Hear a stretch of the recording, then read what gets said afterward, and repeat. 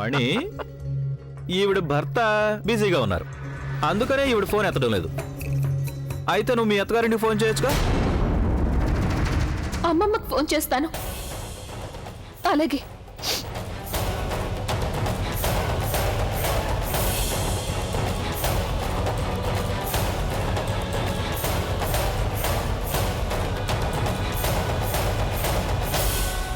అమ్మమ్మ కూడా ఫోన్ ఎత్తడం లేదు.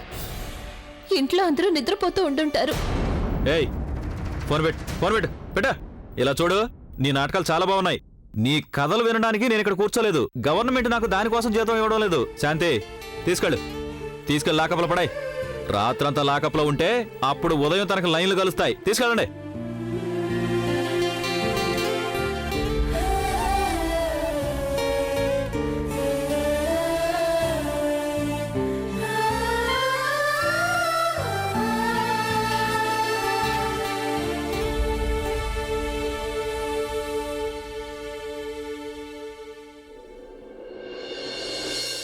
సార్, తను అప్పటి నుంచి ఏడుస్తుంది. ఒకవేళ తను నిజమే చెప్తుందేమో.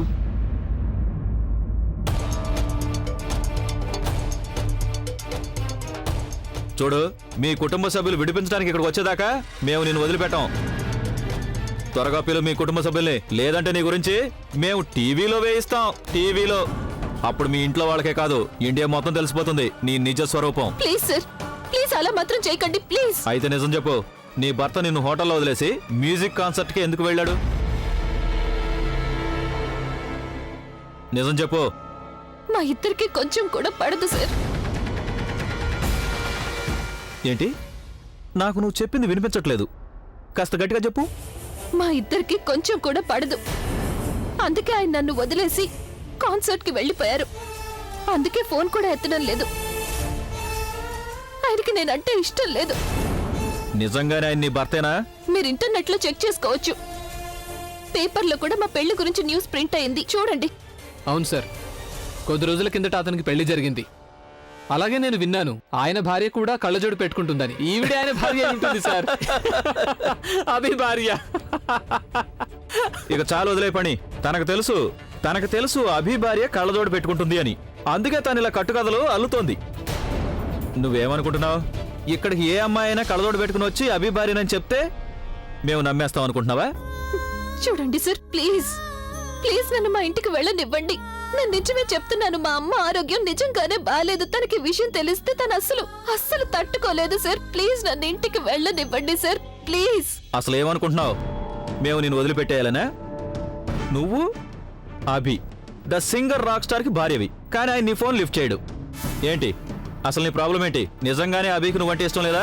అసలు నువ్వేమనుకుంటున్నావు? నువ్వు ఏం చెప్పినా సరే అది మేము నమ్మేస్తామనే? అయినా ఇలా ఒకేలా కనిపించే చాలా మంది వ్యక్తులు ఇక్కడే తిరుగుతూ ఉంటారు. నేను నిజమే చెప్తున్నాను సార్, ఆయన నిజంగానే నా భర్త. సరే, ఒప్పుకుంటున్నాను, నీకు అభికి అసలు పడదు అని. అందుకే ఆయన నీ ఫోన్ ఎత్తడం లేదనుకుందాం. కానీ ఆయన నిన్ను హోటల్లో ఎందుకు వదిలేసి వెళ్ళిపోయాడు? అలా వదిలేయాలనుకుంటే అక్కడికి ఎందుకు తీసుకురావాలి? సార్, మేమిద్దరం మా హనీమూన్ కోసం అని బయలుదేరాం. కానీ మా ఇద్దరికి పడకపోవడం వల్ల ఆయన నన్ను అక్కడ ఒంటరిగా వదిలేసి కాన్సర్ట్ కోసం వెళ్ళిపోయారు. కనిపిస్తోంది అతను నిన్ను ఎందుకు వదిలేశాడో నాకు కనిపిస్తోంది. కానీ ఏం చూసి నిన్ను పెళ్లి చేసుకున్నాడో అది మాత్రం అర్థం కావట్లేదు.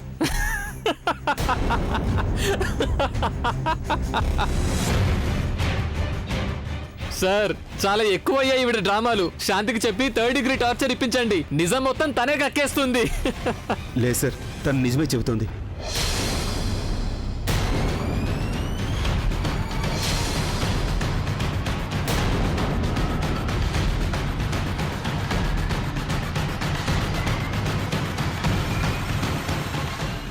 ఏయ్, నువ్వు మళ్ళీ ఇక్కడికి వచ్చావా? ఒక్క నిమిషం. ఒకవేళ నువ్వు ఈవిడికి భర్తవైతే కాదు కదా? అయ్యుండొచ్చు సార్, ఇద్దరు కళ్ళజోడు పెట్టుకున్నారు. సార్, నేను తన స్నేహితుణ్ణి. నేను వాళ్ళ ఎదురింట్లోనే ఉంటున్నా సార్. మేము ఒకటే వీధిలో ఉంటాం. నువ్వు ఈవిడికి స్నేహితుడు కదా? అయితే నీకు ఈవిడ ఫ్యామిలీ గురించి కూడా తెలుసుంటుంది. అవును సార్. అయితే వెళ్ళి తన ఫ్యామిలీని తీసుకురా. సార్, అలాగే సార్, నేను వెళ్ళి తన ఫ్యామిలీని తీసుకొస్తాను.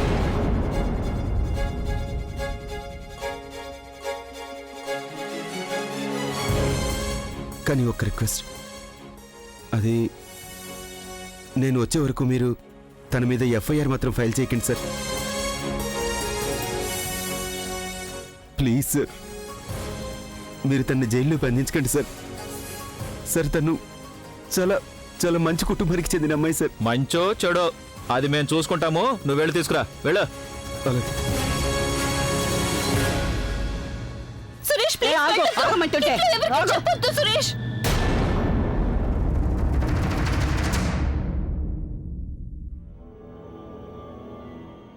కళ్ళజోడు, ఏ కళ్ళజోడు, కళ్ళజోడు, కళ్ళ ఛ!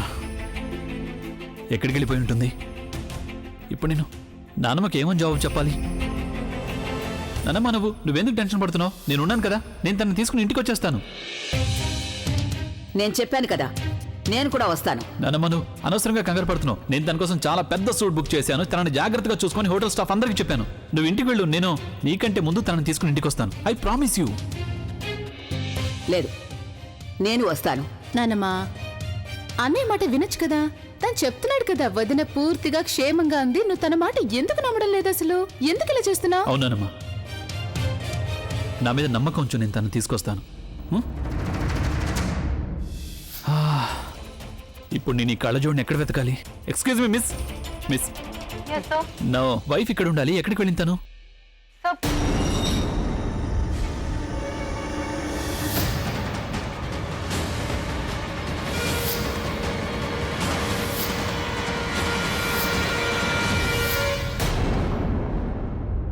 ఒక ప్రాబ్లం సాల్వ్ అవుతుంటే ఇంకోటి స్టార్ట్ అయింది. అండ్ ఐఎమ్ ష్యూర్ ఏ సాకైతే మనం నాన్నమ్మకి చెప్పామో అది వర్కౌట్ అవ్వదు. చాలా కోపంగా ఉన్నారు. నేను కూడా కోపంగానే ఉన్నాను. తను మీరిద్దరు ఏమైనా చిన్న పిల్లలా ఇలా పబ్లిక్ గా కలుసుకుంటున్నారు? ఆలియా, మేము కేవలం వీఆర్ జస్ట్ ట్రై. ప్లీజ్ తను, మీరు తప్పు చెయ్యాలనుకుంటే ఎవరికి దొరికిపోకుండా ఉండేలా చేయండి, పర్వాలేదు. 4 రోజులు నేను లేకపోయేసరికి మొత్తం గందరగోళం చేసేశారు. దీని ప్రభావం ఎవరి మీద పడుతుందన్నది కూడా మీరు ఆలోచించలేదు. I'm the one who is going to suffer.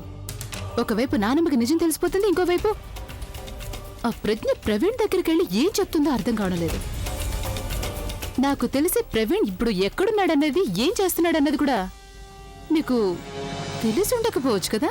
Sorry యార్, నేను అభిని ఆ కళ్ళజోడికి దూరంగా ఉంచాలనుకున్నాను. నాకు అనిపించింది హనీమూన్ వంకుతో తన అభిని తన వలలో. అయితే ఏమైనా సేఫ్ గా చేసి ఉండాల్సింది తను. అలా అందరి ముందు కలుసుకుంటారా ఎవరైనా? నీకు బాగా తెలుసు ఇలాంటి విషయాలు చాలా తొందరగా బయటకు పాకుతాయని. It spreads like fire. And still, this is not done.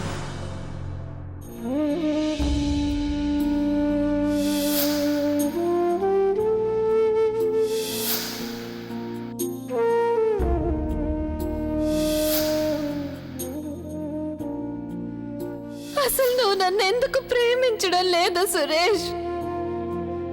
అసలు నువ్వు ప్రజ్ఞని ప్రేమించకపోతే నిశ్చితార్థం ఎందుకు చేసుకున్నావు? పెళ్లికి ఎందుకు ఒప్పుకున్నావు?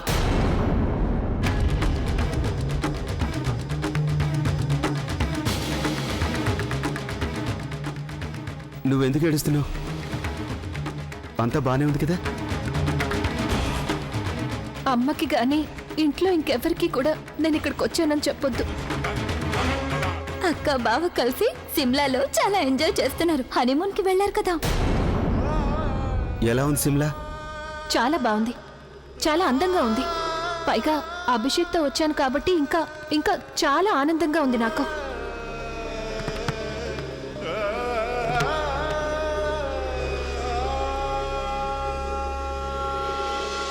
మా ఇద్దరికి కొంచెం కూడా పడదు. అందుకే ఆయన నన్ను వదిలేసి కాన్సర్ట్కి వెళ్ళిపోయారు. ఇదంతా నా వల్లే జరుగుతుంది. నేను ఆ రోజు ప్రజ్ఞని పెళ్లి చేసుకుని ఉంటే ఈ రోజు తనకి పరిస్థితి వచ్చేదే కాదు. నేనే ఏదో ఒకటి చెయ్యాలి. నేనే ప్రజ్ఞని ఈ సమస్య నుండి బయటపడేయాల్సి ఉంటుంది. ప్రజ్ఞకి సహాయం చేయడానికి నేను అన్నిటికంటే ముందు వాళ్ళ ఇంట్లో వాళ్ళకి చెప్పాల్సి ఉంటుంది. వాడు ప్రజ్ఞని ఎక్కడ వదిలేసి వచ్చాడో అర్థం కావడం లేదు. ఒంటరిగా ఎక్కడ వదిలేశాడు? తనేమనుకుంటుందో ఏమో. బామ్మా, బహుశా మీకు ఈ కబురు గురించి తెలిసే ఉంటుంది కదా. ప్రజ్ఞ ఒంటరిగా ఎక్కడో. సరేలేండి, పర్వాలేదు. కనీసం ఇప్పటి నుండి మీరు వాళ్ళిద్దరిని ఎగ్జాంపుల్గా చూపించి నన్ను తిట్టకుండా ఉంటారు కదా. హా?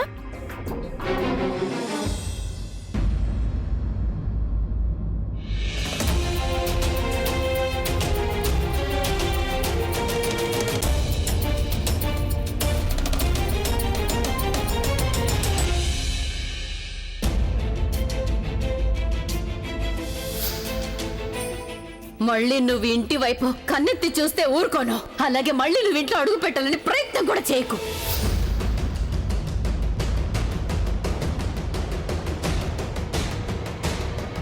బుల్బుల్ బుల్బుల్ బుల్బుల్ ప్లీజ్ ప్లీజ్ నేను చెప్పేది విను.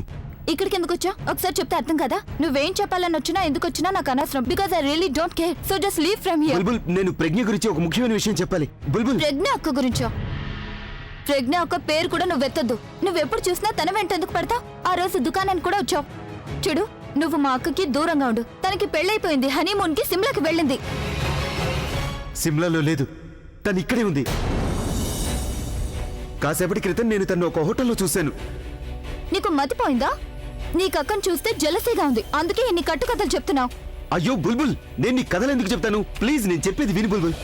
చూడు బుల్బుల్, నేను కాసేపటి క్రితం అర్చనను వెతుక్కుంటూ ఒక హోటల్కి వెళ్ళాను. కానీ నేను అక్కడికి వెళ్ళిన తర్వాత నాకు అక్కడ ప్రజ్ఞ కనిపించింది.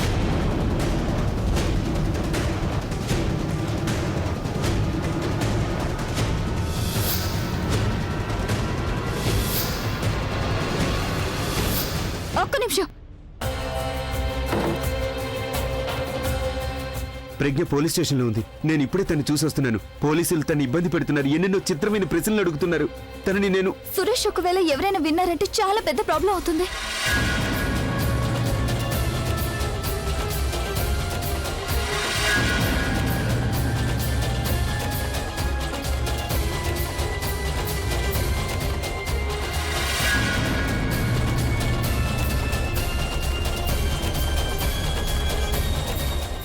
ఎవరున్నారు పోలీస్ స్టేషన్లో? ఎవరిని ప్రశ్నలు అడుగుతున్నారు చెప్పు. ఎవరు లేరమ్మా స్టేషన్లో. తన ఊరికి కట్టుకథలు చెప్తున్నాడు కదా సురేష్.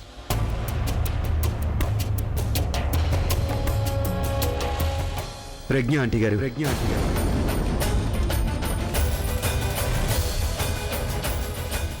ప్రజ్ఞ జైల్లో ఉంది.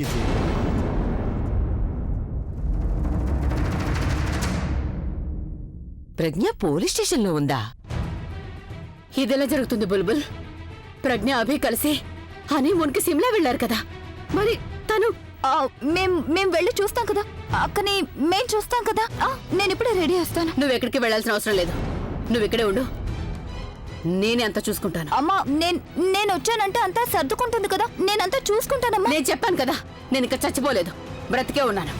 నేను మాట్లాడగలను. ఇంత రాత్రిపూట పోలీస్ స్టేషన్ కి ఈడొచ్చిన అమ్మాయి వెళ్ళడం మంచిది కాదు. అవును, మీ అమ్మ చెప్పేది నిజమే. సరళ, నువ్వు త్వరగా వెళ్ళి బట్టలు మార్చుకో, నేను కూడా నీతో వస్తాను. సరే అత్తయ్య. Good morning sir. సార్, ఆ అమ్మాయిల కుటుంబ సభ్యులు వచ్చి వాళ్ళ గురించి వివరాలు ఇచ్చారు. అలాగే మెడికల్ రిపోర్ట్స్ కోసం అన్ని శాంపిల్స్ ని పంపించాం సార్. ఫణి, చెప్పండి సార్. వీళ్ళ పేరెంట్స్ అందరికి చెప్పావా రిపోర్ట్స్ రాగానే అందరూ ఇక్కడికి రావాలని? సార్ చెప్పేశాను. వాళ్ళందరి సంగతి సరే సార్, తన సంగతి ఏం చేద్దాం?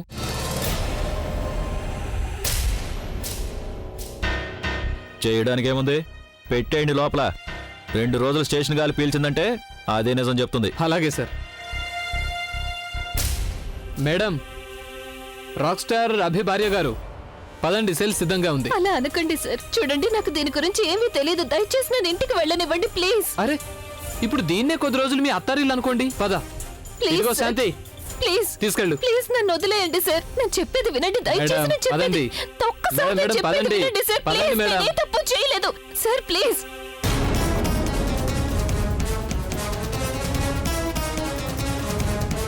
ప్రజ్ఞ,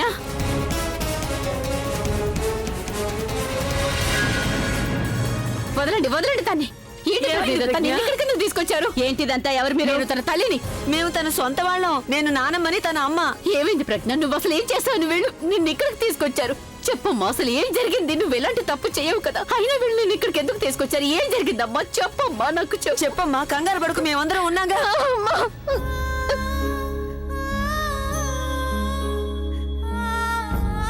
చూడు ప్రజ్ఞ, ఇంతవరకు ఏదైతే జరిగిందంతా నువ్వు నాకు చెప్పాలి. అమ్మా వెళ్ళు. ప్రజ్ఞ చెప్పే, అందరికీ నిజం చెప్పే ప్రజ్ఞ.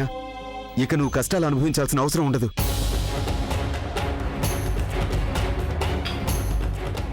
ఏంటి?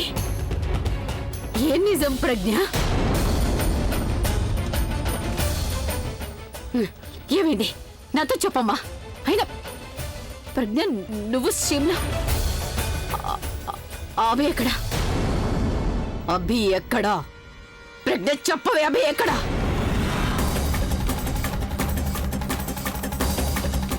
అడుగు అభి.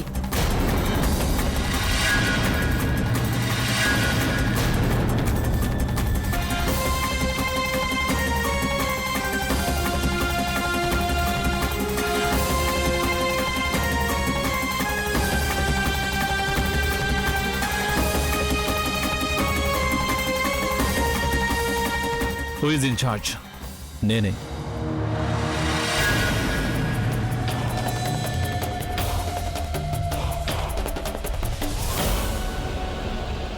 నీకెంత ధైర్యం ఉంటే నువ్వు నా భార్యని అరెస్ట్ చేస్తావు? ఈవిడ మీ భార్య? అబ్బే లేదు, తను నీ భార్య. నేనేదో ఊరికే తనని కలవాలని వచ్చాను. మీకెవరికి అసలు ఎలాంటి పని లేదు కదా?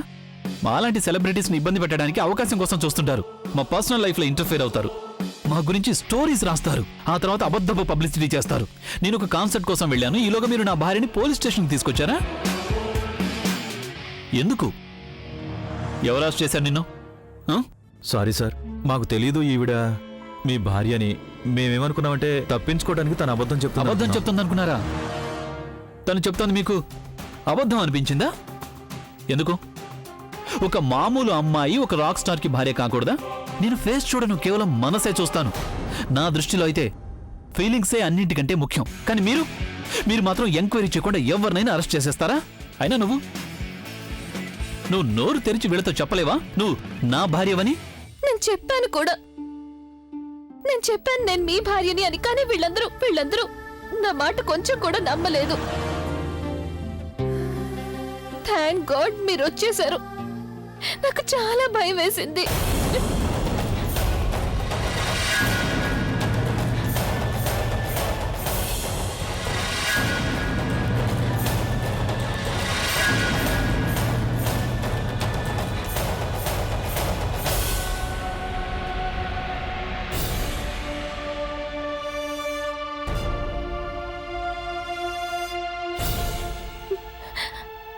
అమ్మ కోసం.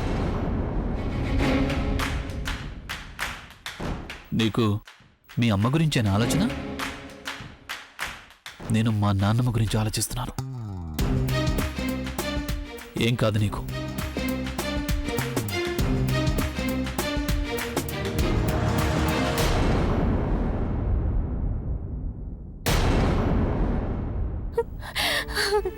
I'm sorry. నేను మిమ్మల్ని ఇబ్బంది పెట్టాలనుకోలేదు. మీరు నా కోసం స్ట్రెస్ తీసుకోకండి. I'm really very sorry. ఇదంతా నీ కారణంగానే జరిగింది.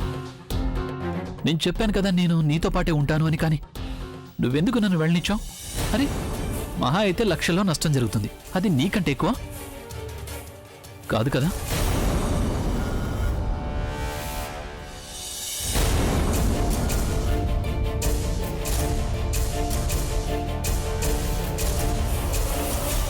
అసలు ఏంటిదంతా? ఇందాక ఆవిడ చెప్పింది వీళ్ళిద్దరికీ అసలు పడదు అని. కానీ ఇప్పుడేమో ఒకరికొకరు అతుక్కుపోయారు.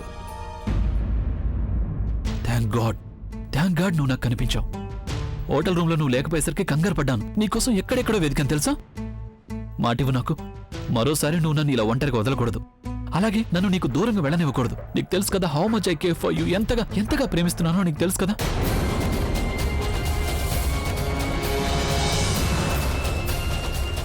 ఒకవేళ నీకేమైనా జరిగిందంటే అప్పుడు నేనేమైపోతానో అది కూడా నీకు తెలుసు కదా? సార్, తన భర్తకి తనంటే ఇష్టం లేని ఇందాక మనతో చెప్పింది కదా. కానీ ఇప్పుడు చూడండి, వీళ్ళిద్దరిని చూస్తుంటే మేడ్ ఫర్ ఈచ్ అదర్లా లేరు. ఇప్పుడు మనం ఏమీ మాట్లాడకూడదు. ఎందుకంటే ఈవిడ మాట మార్చేసి పోలీసులు నా చేత అలా చెప్పించారంటుంది. పెద్ద రాక్ స్టార్ భార్య తను. తెలియక మనం తను అరెస్ట్ చేశాం. ఒకవేళ ఈ వార్త పేపర్లో వచ్చిందంటే మనందరి ఉద్యోగాలు ఊడిపోతాయి.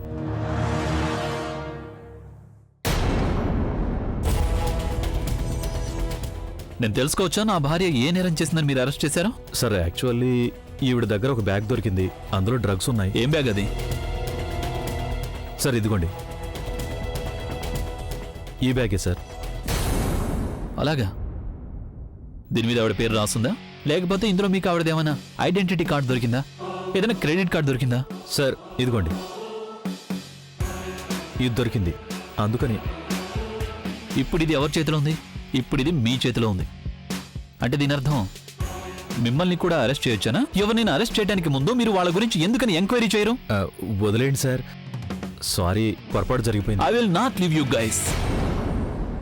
సారీ మేడం, మా వల్ల మీకు ఇబ్బంది కలిగింది, మమ్మల్ని క్షమించండి. ఇక మీరు వెళ్ళిపోవచ్చు. మీరు ఇక్కడికి రావాల్సిన అవసరం ఏమొచ్చింది? మీకు తెలుసు కదా ప్రజ్ఞ మీ హెల్త్ గురించి ఎంత టెన్షన్ పడుతోందో. ఇప్పుడు మిమ్మల్ని ఇక్కడ చూసిన తర్వాత తను ఇంకా బాధపడుతుంది. తను బాధపడుతుంటే నేను అస్సలు చూడలేను ఆంటీ. లేదల్లుడు గారు, ప్రజ్ఞ పోలీస్ స్టేషన్ లో ఉందని మాకెప్పుడైతే తెలిసిందో నేను చెప్పాను కదా ఇక మీదట నేను మీ అమ్మాయిని జాగ్రత్తగా చూసుకుంటానని. నేను ఉండగా మీ అమ్మాయికి ఏమైనా జరుగుతుందని మీరు అసలు ఎలా ఆలోచించగలిగారు? పెళ్లి చేసుకున్నాను నేను, అదేమీ బొమ్మలాట కాదు. అలాంటిదేం లేదు. కానీ నాకు తెలుసు తన మీ కన్న కూతురని. కానీ ఇప్పుడు తన బాధ్యత నాది. నాకు నా బాధ్యత నిర్వర్తించడం బాగా తెలుసు ఆంటీ.